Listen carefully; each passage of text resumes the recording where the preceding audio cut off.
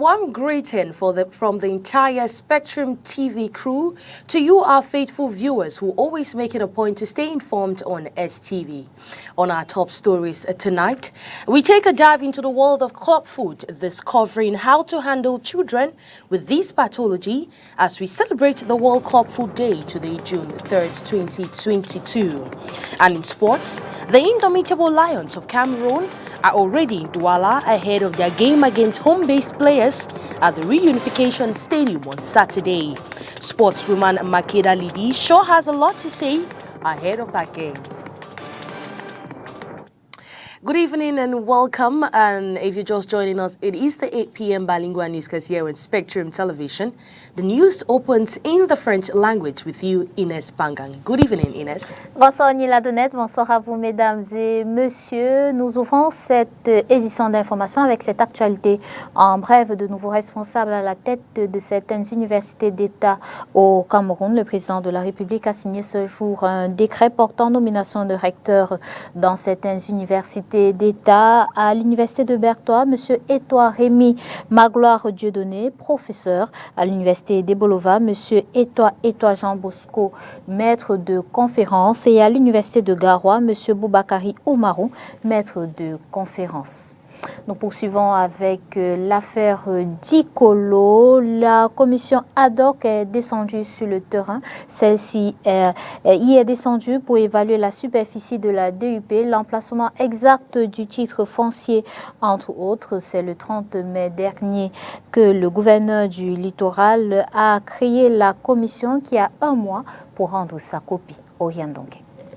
Après la théorie, la pratique, les membres de la commission ad hoc chargée d'examiner les requêtes des victimes du déguerpissement sur le site de Dikolo à Bali, dans le 1er arrondissement, réunis le 2 juin dernier, sont descendus sur le terrain. Nous sommes là dans le cadre de lancement des travaux de la définition du périmètre exact de la déclaration d'utilité publique conformément au décret du Premier ministre. C'est le début du travail de la commission ad hoc. Le titre foncier numéro 750, qui revient en permanence dans les récriminations, est l'une des principales zones d'ombre. Il a été décidé de descendre sur le terrain pour voir exactement les limites de la DUP. Et vous savez que sur la DUP, on a parlé d'un point de départ, le titre foncier numéro 750. Il est aussi question de repérer exactement où se situe le 750 par rapport au terrain. Voilà le travail qui est en train d'être fait. Les services du cadastre sont en train de faire leur relevé. Et après, il y aura une contre-expertise de nos géomètres à nous qui vont aussi intervenir. On va donc confronter les deux situations et nous allons découvrir exactement où est le fameux 750. Voilà le point crucial même. Lui, c'est une victime de la casse du 14 mai dernier. Il s'est établi sur le site où il dit vivre désormais comme un rongeur. J'ai la moto le soir.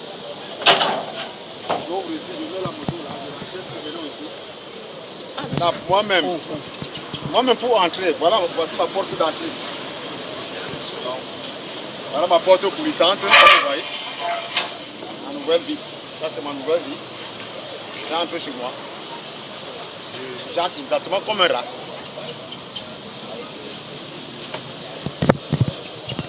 Toutefois, il garde espoir. Depuis le jour qu'on nous a cassé, depuis le 14 mai dernier, c'est ici que je vis.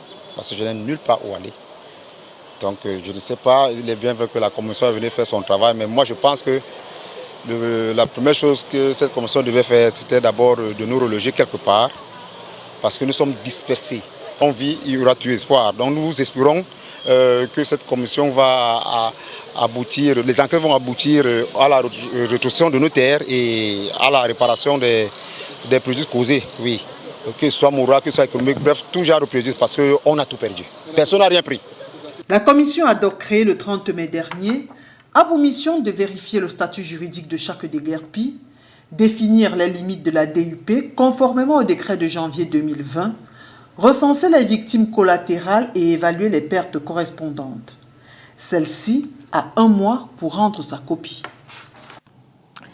Cameroon has been ranked third on the list of most neglected armed conflicts in the world in the year 2021 by the Norwegian Refugee Council.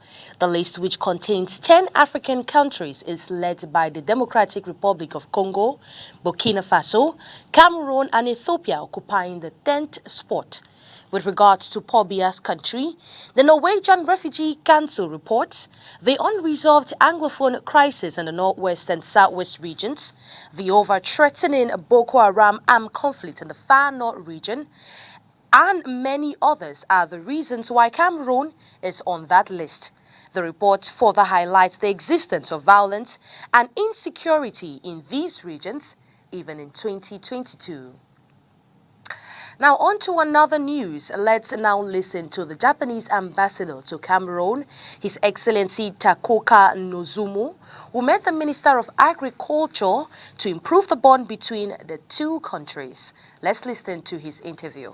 Thanks for giving this precious opportunity, Minister Mbairobi, for our meeting. And this is first time for me to visit your office, Your Excellency. And I am very glad to start our discussion on this important subject of Japan-Cameroon Agricultural Cooperation. After I arrived at the end of last year, I was very much impressed with the great potential for Cameroonian food industry, agriculture industry, because you have a fertile land with a lot of the hard-working people, and so I see great potential. In terms of collaboration, I would very much like to continue our cooperation with Cameroon in the field of rice production, for example. And this is a very long-standing collaboration, lasted more than 10 years, so I would very much like to continue that. And also, I have discussed the matters regarding the present worldwide food situations, and I think Cameroon is playing a pivotal role in this area because Cameroon is the center of agriculture production in this region of Central Africa. So I very much understand the importance of Cameroon and want to continue to collaborate with Your Excellency. Thank you very much. Ce 3 juin est célébrée la journée mondiale des pieds beaux sur le thème « Accroître le dépistage et la référence précoce des enfants nés avec le pied beau ». Une conférence débat est organisée dans la ville de Douala pour l'occasion pour sensibiliser parents et personnels soignants sur les bonnes pratiques à adopter dans la prise en charge de cette anomalie congénitale du développement du pied. Reportage. La réalité des malades de pieds beaux au Cameroun et en Afrique est faite de préjugés et aussi de prise en charge médicale inadaptée. La correction de l'anomalie congénitale du développement du pied, faite par des mains inexpertes, peut plutôt occasionner déception et souffrance chez le malade et sa famille. Depuis qu'elle est née, j'étais à l'hôpital avec elle. On m'a prescrit une chaussure avec un plâtre, donc ça ne va pas toujours. Donc comme j'ai rentré ici à Douala, il y a ma voisine qui travaille ici à Bingo. C'est elle qui m'a indiqué que je viens ici, on va redresser le pied de mon enfant. Donc à la grâce de Dieu, je suis venue. Depuis février, le 4 février, je suis là. Donc le pied de mon enfant était bien maintenant. Je reviens du Gabon et suis venue au Cameroun pour la santé de ma fille. Et quand je suis venue, bon, au début, la plupart, je ne croyais pas que non, ça devait aller mieux. Quand je suis venue, il y a eu le changement des pieds. Tout a changé. Je suis contente de l'avoir comme ça parce que je ne pensais pas qu'elle devait avoir les pieds pareils comme pour moi. La méthode dite de Ponseti, généralement utilisée dans le processus de guérison, s'appuie sur des étirements du pied, la pose de plâtre et le port de chaussures adaptées. Nous avons plusieurs enfants qui naissent avec les problèmes de pieds beaux. Et parfois, la prise en charge n'est pas de bonne qualité. Maintenant, nous essayons un peu de divulguer, nous essayons un peu de partager, de présenter un peu la méthode de Ponseti, qui est une méthode qui réussit régulièrement dans la prise en charge des pieds beaux. Ce 3 juin 2022, c'est la journée mondiale des pieds beaux, célébrée sur le thème « Accroître le dépistage et la référence précoce des enfants nés avec le pied beau ». Dans la ville de Douala, l'un des temps forts des festivités, c'est une conférence débat entre professionnels, patients et curieux. Le pied beau se caractérise par le pied tordu qui peut même sembler être en l'envers. La prise en charge se fait généralement avec la méthode dite de Ponseti. Le dépistage précoce donne plus de chances de réussite du traitement. Reportage. La pathologie est souvent entourée de préjugés au Cameroun.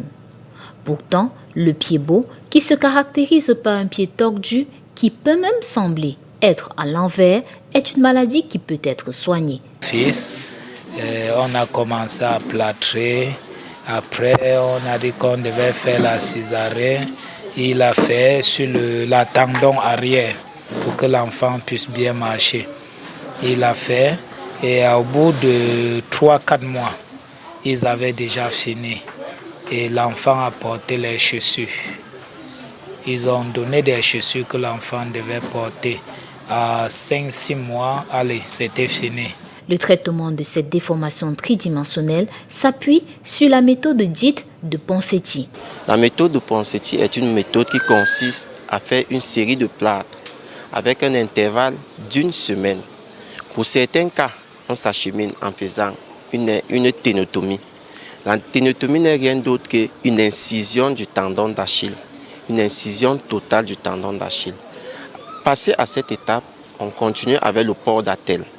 Le port d'attelle, ce sont des chaussures orthopédiques conçues uniquement pour la prise en charge des pieds beaux. Ces ports d'attelle évitent la récidive. La prise en charge précoce facilite la réussite de la correction. Mais il est possible de corriger un pied beau à l'âge adulte. Corrigeons le pied beau à tout âge, mais juste que le protocole de traitement en fonction de l'âge est différent. Pour un cas en dessous de 5 ans, nous utilisons exclusivement la méthode de Ponseti. Mais pour des personnes beaucoup plus âgées, nous commençons par la méthode de Ponseti, puis nous terminons par la méthode chirurgicale. Dans le registre des cas compliqués, on peut avoir un pied beau et aussi une main beau, comme pour ce bébé âgé seulement d'1 mois. Vous voyez aussi le cours est complètement bloqué et au niveau de l'épaule, nous avons une limitation des amplitudes, que ce soit en abduction, en extension, flexion. Et ça, c'est pour les deux flexions un peu rares. Bon, depuis que je suis en activité, c'est mon 3e cas ici. Ouais. Et les 2 autres cas marchent. Ils font tout, pas de problème. C'est un traitement un peu plus complexe pour ceux-ci. Ça demande aussi un bon dialogue entre les techniciens et les parents, parce que ce n'est pas toujours facile. La prise en charge des patients adultes et bébés est subventionnée par les ministères de la Santé publique et des Affaires sociales au Cameroun. Nous avons toute une section qui s'occupe des enfants atteints du pied beau, c'est-à-dire notre kiné qui est là, qui a été formé par Mercy Chip, que nous connaissons tous à l'époque, a trouvé la bonne pensée de se rejoindre au ministère des Affaires sociales pour que la cause de l'enfant atteint du pied beau soit prise en compte. Au Cameroun, en 2021, 584 cas de pied beau ont été pris en charge dans différents centres hospitaliers. Et de janvier à avril 2022, 190 cas de pied beau ont pu être corrigés. Le 24 juin prochain va se tenir au Cameroun le symposium des archivistes. Les objectifs étant de rassembler les professionnels du secteur venus du monde entier pour une réflexion scientifique sur les problèmes qu'ils rencontrent au quotidien et également de valoriser le métier et ses opportunités. Olivier Bouzique. Rassembler tous les professionnels archivistes autour d'une réflexion scientifique en soulevant les problèmes rencontrés, tel est l'objectif principal visé à travers le symposium des archivistes du Cameroun qui se tiendra du 20 au 24 juin prochain à Yaoundé. L'idée de ce rendez-vous part du constat selon lequel le métier d'archiviste n'est pas suffisamment vulgarisé au Cameroun. Il y a une profession, il y a un métier, il y a une filière, il y a des filières dans ce sens dans les universités. Pourquoi créer des filières dans les universités et ne pas valoriser la profession? Pourquoi on doit valoriser les ingénieurs par exemple? Pourquoi on doit valoriser les comptables par exemple et ne pas valoriser les archivistes? Pourtant, les archivistes interviennent dans tous les secteurs d'activité. Aussi, c'est un domaine, selon les experts, qui regorge une pléthore d'opportunités pour les jeunes chercheurs d'emploi. Et les archivistes, en fait, ne sont pas que la personne. Il y a tous les acteurs qui contribuent à ce développement papier, notamment le courrier. Ça commence au courrier, après ça part l'assistant de direction, après ça part au comptable, et enfin ça arrive à l'archiviste qui traite, qui gère et qui conserve bien le document. Le symposium des archivistes envisage donc rassembler les professionnels du métier venus des quatre coins du monde pour un échange d'expériences dans la perspective d'une promotion plus importante du métier. Les activités du symposium sont les ateliers. Ça commencera déjà par une conférence inaugurale. Ensuite, il y aura des conférences. Ensuite, il y aura des formations. Ensuite, il y aura des ateliers. Ensuite, il y aura des visites d'entreprise pour toucher du doigt ce dont on parle en salle. Et enfin, la soirée de gala pour essayer de déstresser la profession. Parce qu'on parle également des archives audiovisuelles. On parlera des archives du secteur bancaire. On parlera des archives du secteur hospitalier, de tous les secteurs, même dans les pharmacies, tous les secteurs d'activité ont ce domaine. Donc il est important ce jour, ce 20 au 24 juin, de valoriser ce document papier et également la profession de l'archiviste. Organisé par le cabinet Safety Multiservice et toutes les autres associations des archivistes du Cameroun, sous le haut parrainage du ministère des Arts et de la Culture, l'édition 2022 du symposium se tiendra sous le thème « La gestion efficace des archives, levier du développement des administrations publiques et privées au Cameroun ». Now, news out of the country. Local football academies in and outside Lviv are using football as a tool to bring hope to Ukrainian children in this period of war. Let's go listen to this report as compiled by the Voice of America. 10-year-old Timofey Slusar tries to keep fit. His previous coach just sent him a video of Mariupol Stadium, now destroyed by Russian shelling, where their Dnipro-based team used to compete. We took second place there, lost in the final against Mariupol. Beautiful stadium, wasn't it? There was a roof and now it's all collapsed. In early March, they left their native town on the outskirts of Dnipro and traveled by train to the west, escaping advancing Russian forces. Timofey and his mother Svetlana feel comfortable in Lviv for the moment unless there are airstrikes. They attend football practices 3 times a week together. Timofey has been playing football since he was very young. Once he turned 1 year old, he fell in love with the ball. We had balls instead of toys. The game means everything to him. We attended training every day, and even on Sunday morning, except for Saturday. On Saturday, we had tournaments. This well-maintained stadium in Lviv, with brand-new artificial turf, is a place where local kids practice. Several Lviv's football academies, such as famous professional club Karpaty, invited children from displaced families to join practices for free. We had over 45 children a week ago. Children from the east of Ukraine and the Kherson region remain. Now the outflow is starting a bit because Kyiv residents are returning home. Usually, a lot of parents attend practices together with the children. As far as I can tell, they like it. We can't turn away anyone. Mark Kvasha arrived in Lviv from war-torn Severodonetsk. Mark's family moved to an industrial bomb shelter at a nitrogen plant where they stayed for 3 weeks before evacuating.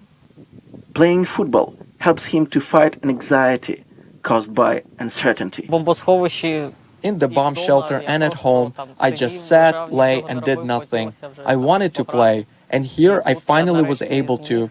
It helps a lot to ease your mind. Professional football season in Ukraine was scheduled to restart in early March. But now stadiums in Mariupol, Chernihiv and many smaller arenas have been destroyed by shelling. Several of the active and former football players joined the Ukrainian army or territorial defense units and went to the front lines. Our own Artur Hrytsenka, who played for Karpaty, was killed in action. I knew him very well. It shocked me deeply. He lived in France, but came back home to fight. People are dying. Well, at least they're dying for their country. It is clear to me that we will win. According to UNICEF, some 3 million Ukrainian children have been displaced by the Russian invasion of Ukraine and require assistance. Omalian Oshchudlak, VOA News, Lviv, Ukraine. Sport au football, les Lions indomptables du Cameroun rencontrent demain un match amical, une sélection de joueurs locaux. C'est un match amical après la suspension du Kenya qui était le premier adversaire du Cameroun dans le cadre de la première journée des éliminatoires de la CAN 2023. Le match de demain à Douala va permettre au staff technique de préparer le duel de la deuxième journée prévu la semaine prochaine contre le Burundi. Makedali Dignoto. À 24 heures de son match amical prévu à Douala, l'équipe nationale de football du Cameroun a effectué une séance d'entraînement ce vendredi matin au complexe multisport Mundi de Yaoundé, où elle est basée depuis plusieurs jours. Une séance suivie par le président de la Fédération camerounaise de football, Samuel Eto'o-Fils. Après Yaoundé, les Lions indomptables ont mis le cap ce vendredi après-midi sur Douala. Ce samedi 4 juin, les Lions affrontent en amical une sélection de joueurs locaux à Douala, et non plus le Kenya comme initialement prévu. Le Kenya, suspendu par la FIFA, était le premier adversaire du Cameroun dans le cadre des éliminatoires de la Coupe d'Afrique des Nations 2023. Je suis très content d'être de retour au Cameroun avec mes coéquipiers. C'est toujours un plaisir, toujours un honneur de jouer et de représenter le pays. Après, c'est vrai, c'était très très spécial, la victoire à Bida, et on est toujours très très contente. Maintenant, on se focus et on se concentre pour la qualification de la CAN en Côte d'Ivoire, mais c'est en même temps aussi une préparation pour la Coupe du Monde. Est-ce que la défection du Kenya ne diminue pas un petit peu vos déterminations? Non. C'est dommage, j'aimerais jouer ce match, nous tous. Mais après, c'est le football et il faut accepter les circonstances et on va faire un match amical. C'est ce qui est aussi bien ici au Cameroun et on s'entraîne bien à 100% et on va être prêt. Tout se passe bien, le stage il a débuté grâce à John et tout ça, l'effectif est au complet. On essaie d'être sérieux, il y a beaucoup de jeunes et nous sommes contents parce que ils s'imprègnent rapidement de l'identité de la tanière et puis bon, on espère que ça va le faire pour le match contre le Burundi. Coup d'envoi du match, 16h au stade de la réunification de Bepanda à Douala.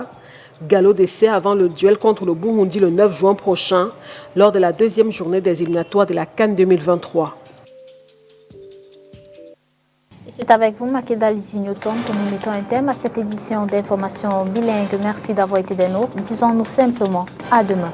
Bonsoir, Ronnie Ladonnette. Good night to you, Ines Pangang, and good night to every viewer of Spectrum Television. Do have a wonderful night in the company of our programs.